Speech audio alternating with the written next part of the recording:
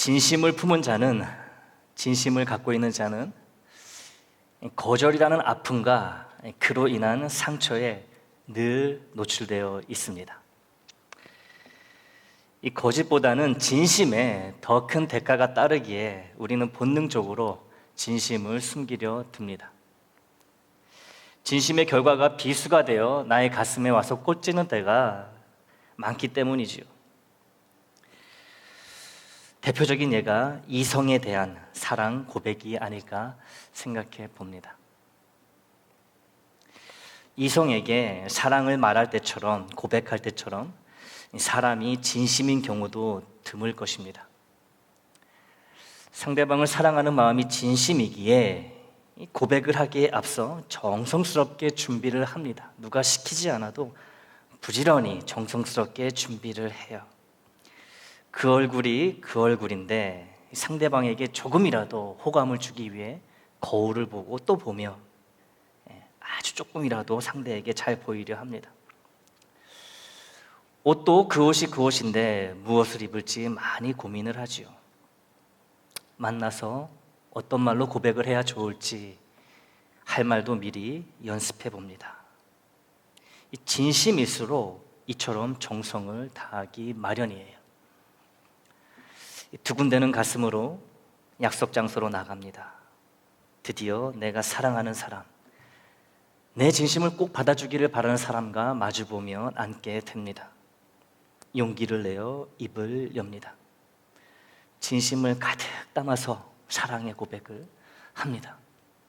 상대방이 그 고백을 받아주면 그 진심은 큰 기쁨의 보상을 가져다 줍니다. 하지만 안타깝게도 상대방이 그 고백을 거절한다면 그 진심은 큰 상처와 아픔으로 돌아옵니다.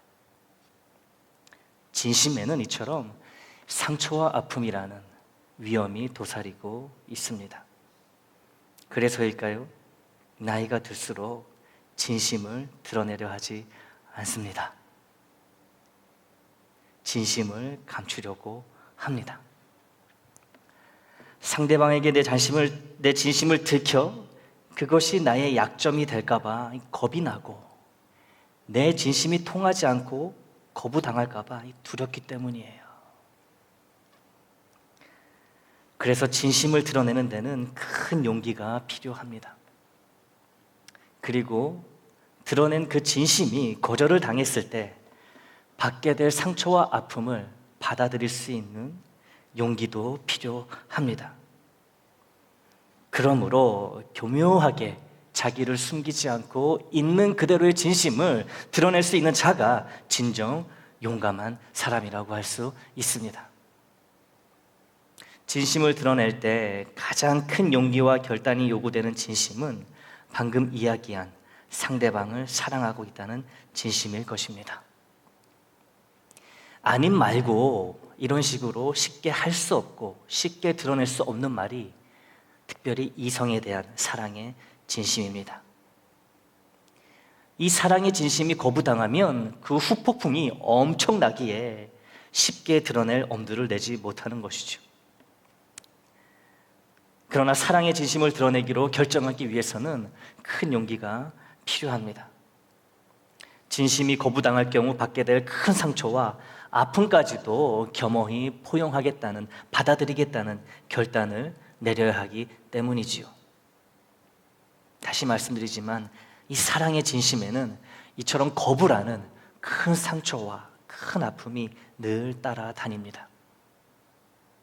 그럼에도 사랑하는 이성에게 그 사랑의 진심을 고백한다는 것은 거부를 당할지라도 깊은 상처까지 다 받아나겠다는 그런 용기와 다짐을 의미하는 것이죠. 사랑의 진심과 이 거부의 상처에 대해 말씀을 드린 이유는 하나님이 우리를 사랑하실 때 부모가 자식을 사랑하는 그런 사랑으로만 우리를 사랑하는 것이 아니라 이성 간의 사랑, 특히 부부 간의 사랑으로도 우리를 대하신다는 것을 함께 나누기 위함입니다.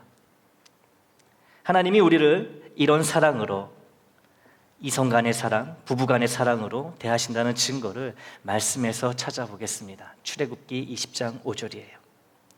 그것들에게 절하지 말며 그것들을 섬기지 말라. 그것들은 우상이죠.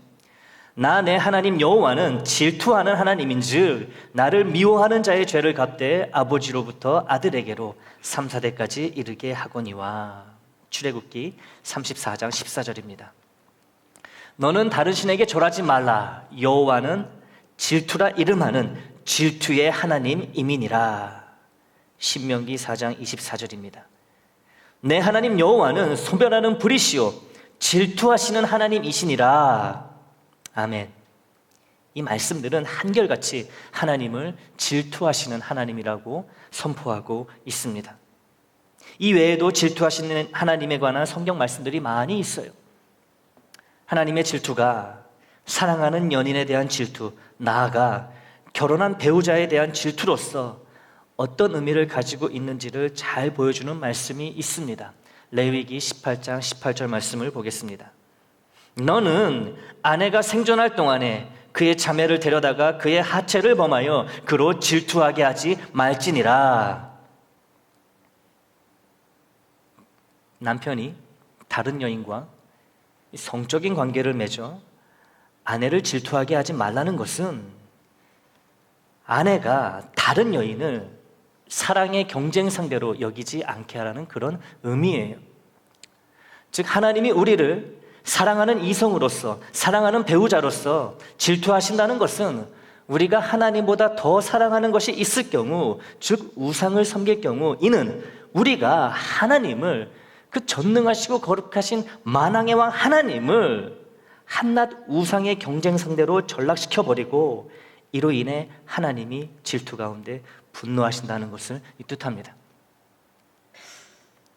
우리가 하나님보다 더 사랑하는 무언가 또는 누군가가 있을 경우 하나님은 우리를 자녀로 대하시는 것이 아니라 바람이 나서 온갖 더러운 짓을 하고 나돌아다니는 아내를 둔 남편처럼 고통받으신다는 거예요. 성경에서 하나님이 질투의 하나님으로 언급될 때는 거의 대부분 이스라엘의 우상 숭배죄와 관련이 있습니다. 우상 숭배는 하나님을 향한 영적 간음입니다. 모든 죄를 지어서는 안 되지만 특히 우상 숭배죄는 하나님을 가장 진노하시도록 만드는 가장 큰 죄이므로 우리는 하나님을 가장 사랑하기 위해 늘 하나님만을 바라보며 살아야 합니다. 안 그랬다가는 바람을 피다 현장에서 발각된 아내처럼 하나님의 불타는 질투와 진노로 큰 화를 입을 수 있기 때문입니다. 그런데 여기서 함께 생각해 보고 싶은 것이 있습니다. 이성 또는 배우자에 대한 사랑이 가장 진심다운 진심이라는 말씀을 나누었고, 이 사랑의 진심을 상대 이성이나 배우자에게 있는 그대로 드러낸다는 것은 거부로 인한 상처와 아픔도 기꺼이 품겠다는 큰 용기와 결단이라는 말씀도 나누었습니다. 그런데 하나님은 우상 숭배하는 이스라엘 백성을 바람난 아내로 여기시며 극렬한 질투와 분노를 숨기지 않으십니다. 한마디로 우리 하나님은 자신이 이스라엘 백성을 아가서에 나오는 연인 간의 뜨거운 사랑처럼 그토록 진하게 사랑하고 계시다는 것을 공개적으로, 노골적으로, 직접적으로 고백하고 계신 거예요. 그 누구로부터 상처와 아픔과 고통을 당하지 않으시는 하나님, 그 누구도 감히 상처와 아픔과 고통을 줄 수 없는 하나님, 이 스스로 계신 전지전능하신 하나님께서 이스라엘 백성에게 이 사랑의 진심을 고백하신다는 것은 하나님이 그들로부터 상처와 아픔과 고통을 받으시기로 결정하셨다는 것을 의미합니다. 여러분, 이게 놀랍지 않으신가요? 충격적이지 않으신가요? 이 상처와 아픔은 유한한 피조물에게나 어울리는 것이지 우리에게나 어울리는 것이지, 창조주이시고 만왕의 왕이시며 부족하고 아쉬운 것 하나 없이 언제나 완전한 상태에 계신 하나님께서 한낱 피조물에 불과한 이스라엘 백성, 곧 우리 믿는 우리 때문에 사랑의 진심이 거부당할 가능성과 그로 인해 상처와 아픔을 당할 위험에 스스로를 노출시키셨다는 것은 이 생각할수록 기가 막힌 일이 아닐 수 없다는 것이지요. 우리를 향한 하나님의 이 사랑이, 이 사랑의 진심이 또 놀라운 것은 사랑할 이유가 전혀 없는 죄인인 우리를 저주하시고 영원 형벌에 처하시는 대신 우리에게 먼저 다가오셔서 우리에 대한 사랑의 진심을 먼저 고백하셨다는 것입니다.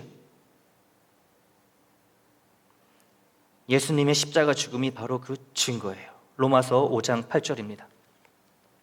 우리가 아직 죄인 되었을 때에 그리스도께서 우리를 위하여 죽으심으로 하나님께서 우리에 대한 자기의 사랑을 확증하셨느니라. 아멘.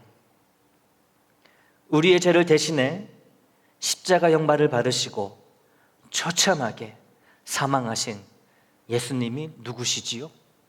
하나님의 독생자이시면서 동시에 하나님 자신이에요. 하나님은 예수님과 함께 십자가에 못 박히신 거예요. 결국 우리를 위한 예수님의 십자가 사랑은 우리를 위한 하나님의 사랑의 결정체라는 거죠. 하나님은 아담과 하와를 만드시기 이전부터, 영원 전부터 이미 예수 안에서 우리를 사랑하시기로 결정하시고 그 사랑의 진심을 표현하심으로써 절대 가당치도 않는 일을 스스로 당하시기로 결정하셨습니다. 스스로 선택하신 거예요.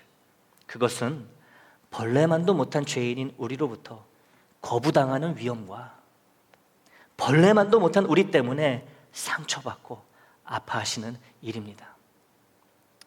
우리의 생명의 주인이 되시고 우리를 이토록 사랑하시는 하나님은 우리가 하나님보다 다른 존재를 더 사랑할 때 얼마든지 질투하시며 분노하실 충분한 이유와 자격을 그래서 갖고 계신 거예요.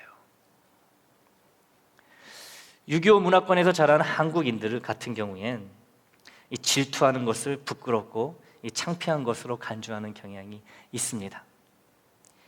이 가부장 제도가 극에 달했던 남존여비 그 사상이 극에 달했던 조선시대에는 아내가 남편으로부터 쫓겨나는, 이혼을 당하는 7가지 악, 일명 칠거지악이 있었습니다. 첫 번째 악은 아들을 낳지 못하는 것. 제 아내는 벌써 첫 번째에 걸리네요. 두 번째 악은 시부모님을 제대로 잘 섬기지 못하는 것. 세 번째 악은 질투하는 것. 네 번째 악은 부정행위를 하는 것. 다섯 번째 악은 간질이나 나병 등의 유전병이 있는 것. 여섯 번째 악은 말이 많은 것. 일곱 번째 악은 남의 물건을 훔치는 도벽이 있는 것. 이렇게 7가지 악. 이 중에 하나라도 있으면 쫓겨나는 거예요. 그런데 이 7가지 악에서 이 질투가 세 번째에 해당하는 굉장히 중요한 악으로 취급이 되었다는 거죠. 조선시대에 질투가 이처럼 결혼한 여성에게 철저히 금지되었던 이유는 한 명의 남편이 여러 아내를 두는 이 축첩제도를 지키기 위해서였어요. 아내들끼리 남편의 사랑을 더 받으려고 서로 시기하고 질투하면 이 집안이 어지러워지니 그런 일을 막기 위해 질투를 세 번째에 해당하는 아주 질 나쁜 악으로 간주했었던 우리네 선조들이었음을 보게 됩니다. 그런데요, 한 명의 남편이 여러 아내를 두는 것이 잘못이지 여러 아내들이 서로 간에 질투하는 것은 당연한 현상입니다. 안 그렇습니까?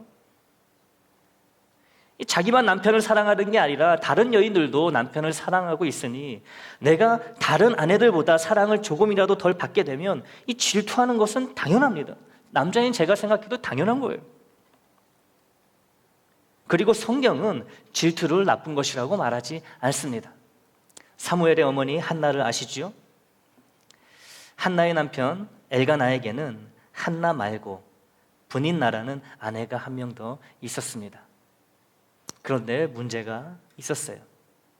한나는 자식이 한 명도 아직 없었고 분인나는 여러 자식이 있었습니다. 한나는 남편 엘가나가 이 분인나보다 자신을 비교가 안 될 만큼 훨씬 더 사랑하고 아낀다는 것을 잘 알고 있습니다. 그런데 분인나에게는 있는 자식이 자기에게는 없어서 심히 괴로워합니다. 한마디로 분인나를 질투합니다. 남편의 사랑만으로는 성에 차지 않는 것이죠. 또 분인나의 입장에서는 한나를 질투하게 됩니다. 나는 자식도 이렇게 많이 낳아줬는데 왜 자식도 못 낳는 한나를 저렇게 남편이 사랑하는 것인지 서로 질투하는 거예요. 그래서 사무엘상 1장 6절은 한나와 분인나를 서로의 적수라고 부르고 있습니다. 여러분, 적수라고 부르고 있어요. 이 질투가 얼마나 심했으면 둘을 적수라고 부릅니다. 서로에 대한 질투가 말도 못했던 것을 알 수 있어요. 그런데 질투심에 불타 분인나와 살벌한 싸움을 계속하는 대신 한나는 질투할 힘을 하나님을 향해 기도하는 데 사용합니다. 그랬더니 하나님이 한나의 기도를 들으시고 한나의 태의 문을 여셔서 사무엘을 주십니다. 또 후에 세 아들과 두 딸을 선물로 주십니다. 이처럼 성경은 부부 사이에 질투가 있는 것을 당연한 것으로 여기며 질투하는 것을 죄라고 정죄하지 않습니다.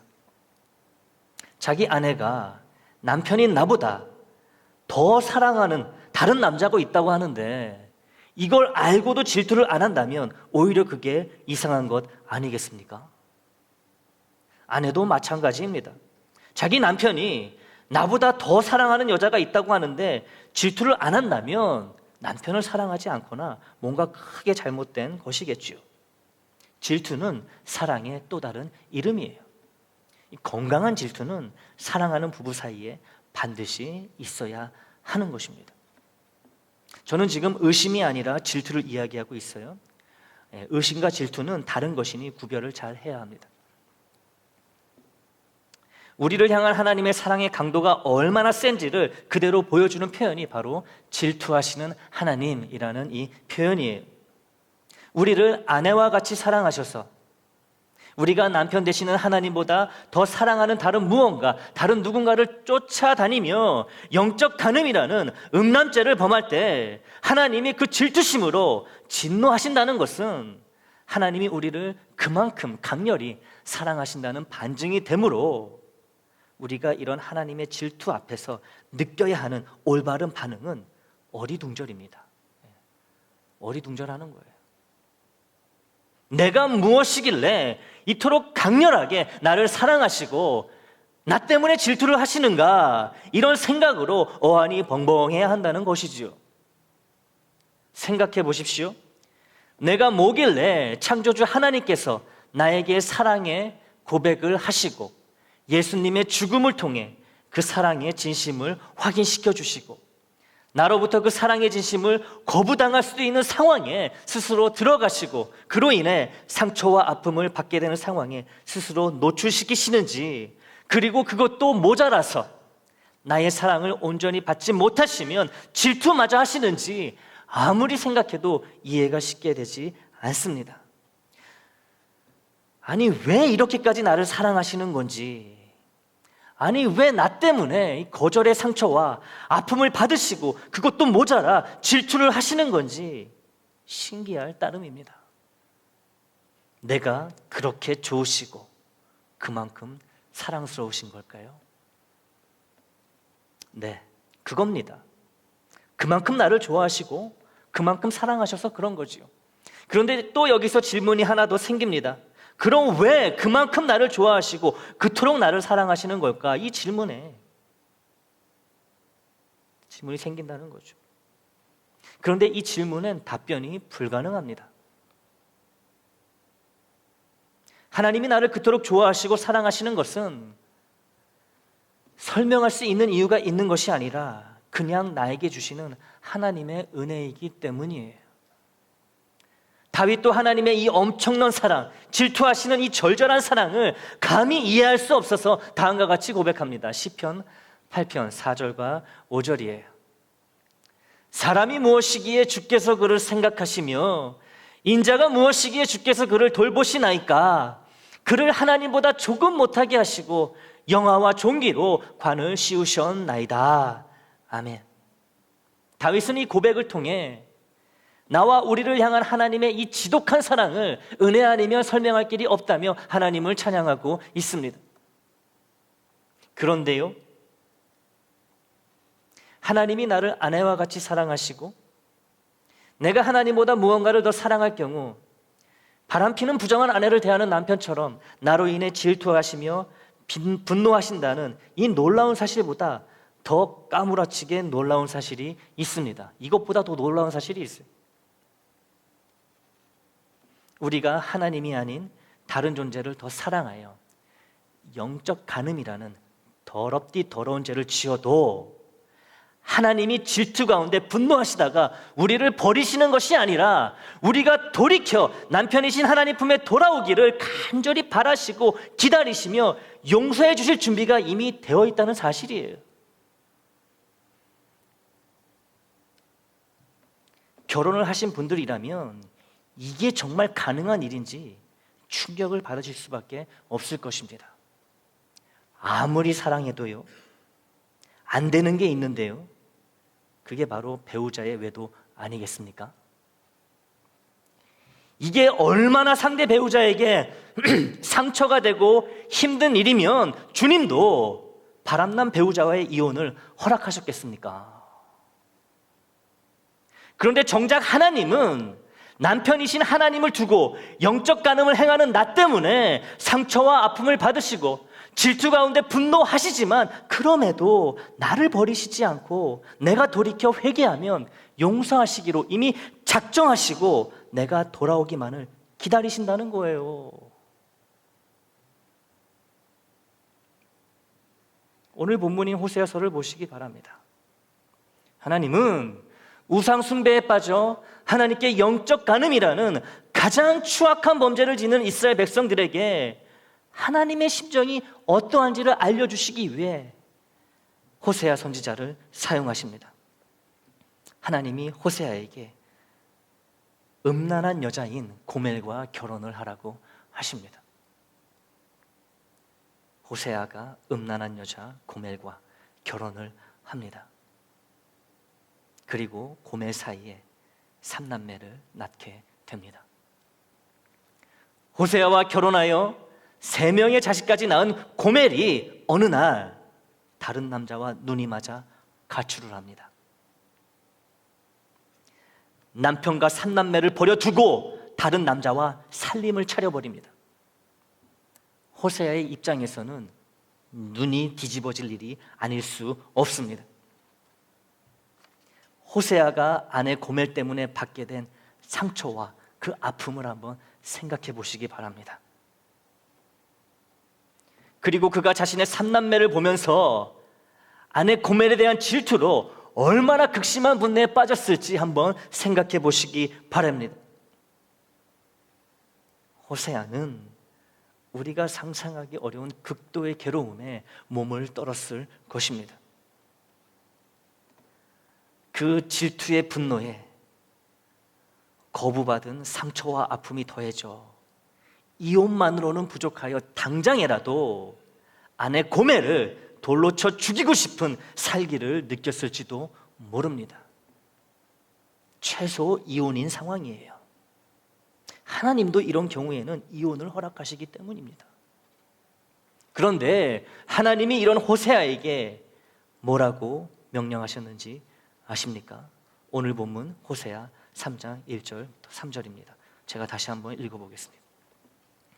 여호와께서 내게 이르시되 이스라엘 자손이 다른 신을 섬기고 건포도 과자를 즐길지라도 여호와가 그들을 사랑하나니 너는 또 가서 타인의 사랑을 받아 음녀가 된 그 여자를 사랑하라 하시기로 내가 은 15개와 보리 한 호멜 반으로 나를 위하여 그를 사고 그에게 이르기를, 바람난 아내 고멜에게 이르기를, 너는 많은 날 동안 나와 함께 지내고 음행하지 말며 다른 남자를 따르지 말라. 나도 내게 그리하리라 하였노라. 하나님은 외간 남자와 바람이나 동거하고 있는 음란한 아내 고멜을 오히려 사랑하라고 호세아에게 명하십니다. 그래서 호세아는 원수인 외간 남자에게 자기 발로 걸어가서 값을 지불하고 음란한 아내 고멜을 다시 데려옵니다. 그리고 음란한 아내 고멜에게 이렇게 말하는 거예요.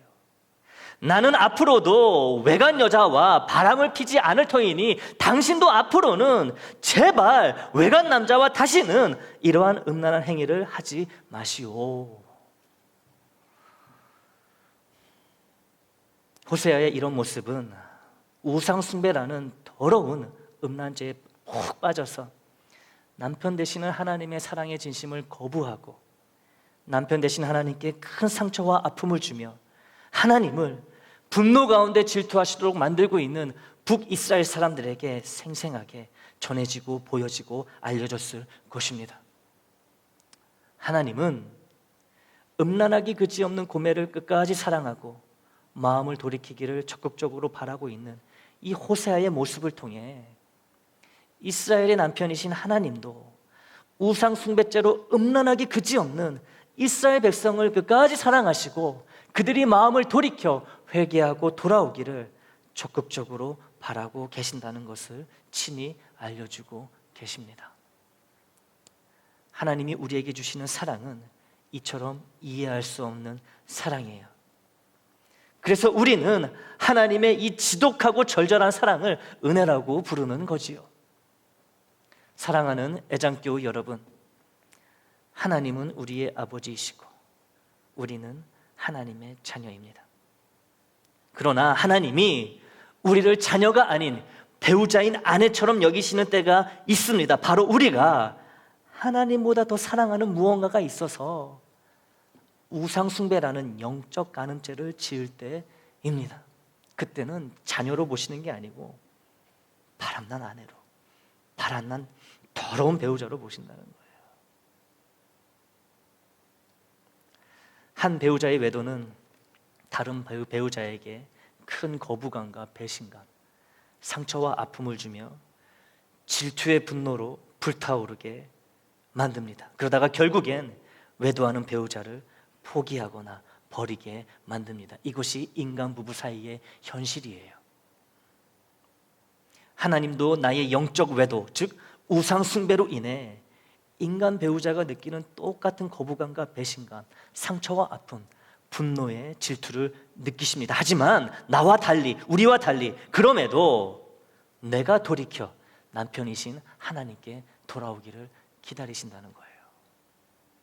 우리는 사람이 되었든 무엇이 되었든 하나님보다 더 사랑하게 된다면 우상 숭배죄, 영적 간음죄에 빠진다는 것을 이미 잘 알고 있습니다. 우상 숭배를 금하는 계명이 10계명의 첫 번째가는 제일 중요한 계명이라는 것도 잘 알고 있습니다.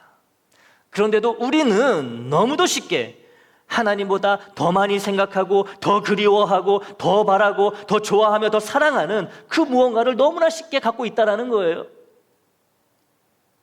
하나님이 가장 싫어하시는 우상 숭배죄를 너무나도 태연하게 저지른다는 것이지요. 도대체 우리는 왜 그런 걸까요?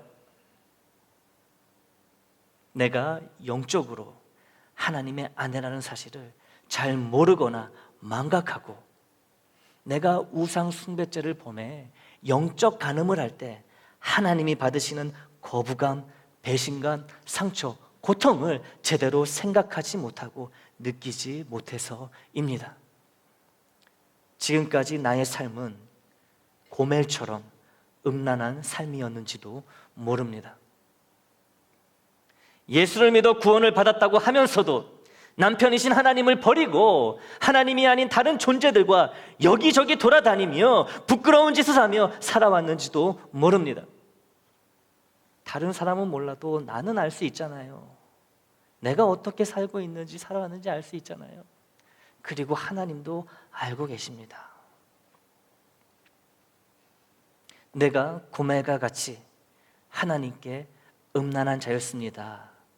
이 고백으로부터 자유한 자가 과연 누가 있겠습니까? 지금까지 지내온 것 주의 크신 은혜라는 찬양이 있지요. 하나님의 이 크신 은혜에는 하나님보다 다른 존재를 훨씬 더 사랑하여 하나님의 사랑의 진심을 거부하고 하나님께 상처와 아픔을 주며 하나님을 질투로 분노하게 만드는 나이지만, 그럼에도 이 고멜과 같이 음란한 나를 버리지 않으시고 회개하면 다 용서해주고 변함없이 사랑해줄 터이니 돌아오기만 하라는 하나님의 이해할 수 없고 측량할 수 없는 사랑이 분명히 포함되어 있는 줄 믿습니다. 우리는 이것을 늘 믿고 늘 기억해야 합니다. 우상 숭배죄 앞에서 하나님과 우리의 사이가 남편과 아내 사이라는 것을 기억하십시오.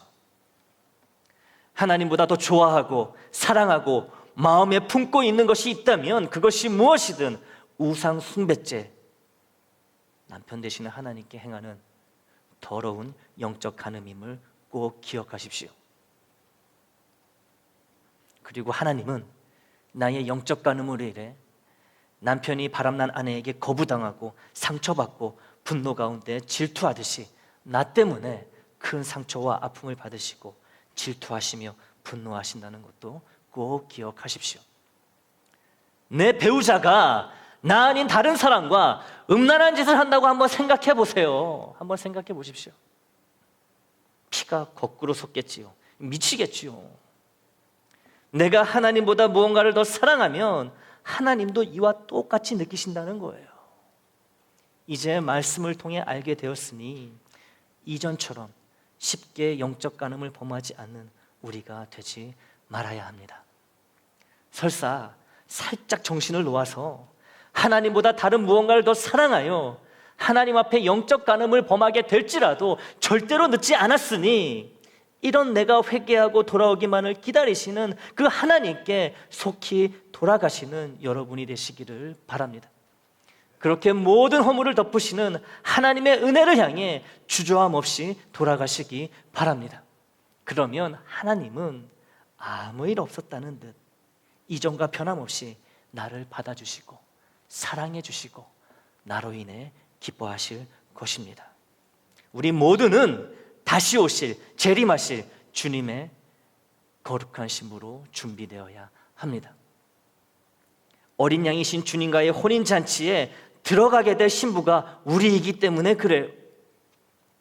신부에게 가장 중요한 것이 무엇이겠습니까? 정절입니다. 깨끗함이에요. 순결함이에요. 주님보다 더 사랑하는 것이 없고 오직 주님만을 사랑하는 것이 정절을 지키는 유일한 방법입니다. 신실한 아내가 남편만을 바라보고 남편만을 사랑하듯 우리가 이 땅에서의 남은 삶을 하나님만을 바라보고 하나님만을 사랑하며 산다면 예수님이 재림하실 그때에 우리 모두는 어린 양이신 주님의 거룩한 성결한 신부로서 혼인잔치에 들어가게 될 줄 믿습니다.